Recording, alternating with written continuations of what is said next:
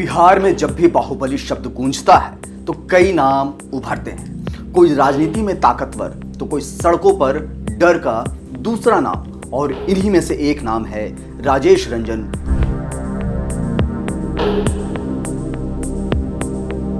उर्फ पप्पू यादव का। कभी बाहुबली, कभी मसीहा, कभी अपराधी तो कभी जनसेवक। यही है पप्पू यादव की कहानी। जेल की सलाखों से लेकर जनता के बीच तक सत्ता और संघर्ष का सबसे बड़ा सफर। मधेपुरा के खुर्द करवेली गांव में एक जमींदार में हुआ था पप्पू यादव का जन्म। तारीख थी 24 दिसंबर 1967। घर सामान्य था लेकिन सपने बड़े थे। युवा अवस्था में राजनीति और ताकत दोनों के प्रति आकर्षण बढ़ा। कॉलेज के दिनों में उन्होंने छात्र राजनीति से शुरुआत की और जल्द ही बन गए छात्रों के नेता, जो बात भी करते थे और लड़ाई भी लड़ते थे।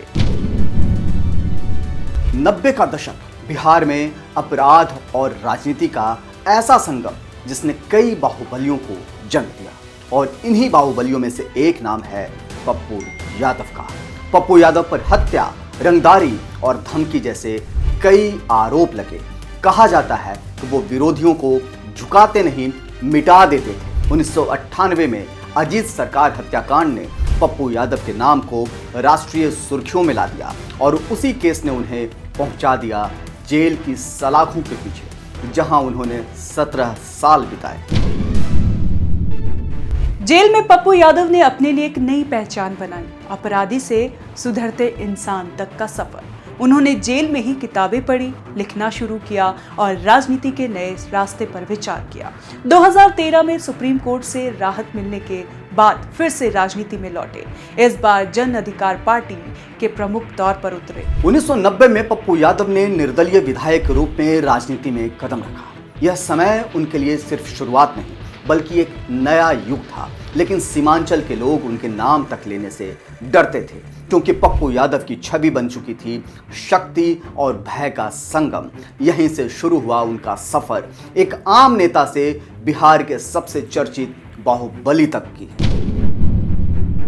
विधायक बनने के बाद पप्पू यादव का लक्ष्य लोकसभा था।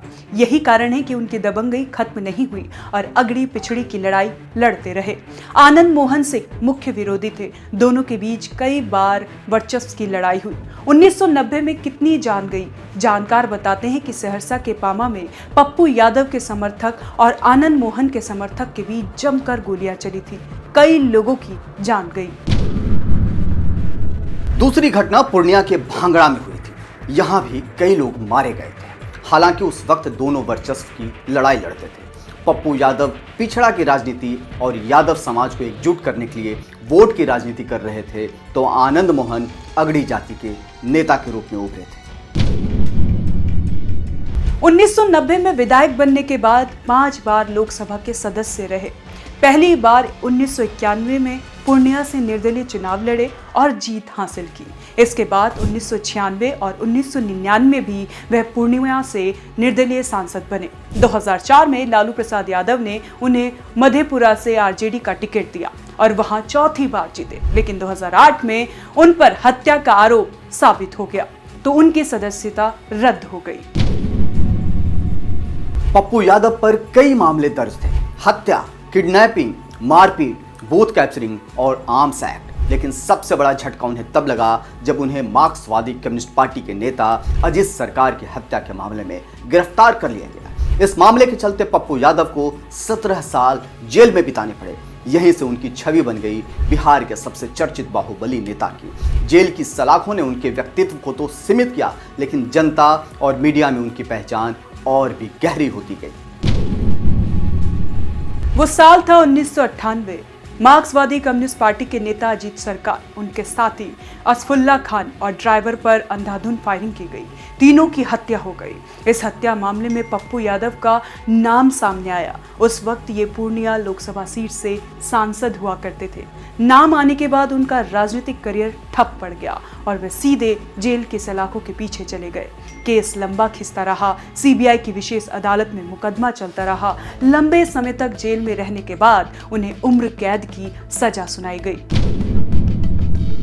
2008 में अदालत ने साबित कर दिया कि पप्पू यादव, राजन तिवारी और अनिल यादव की तरफ से यह हत्या की गई थी।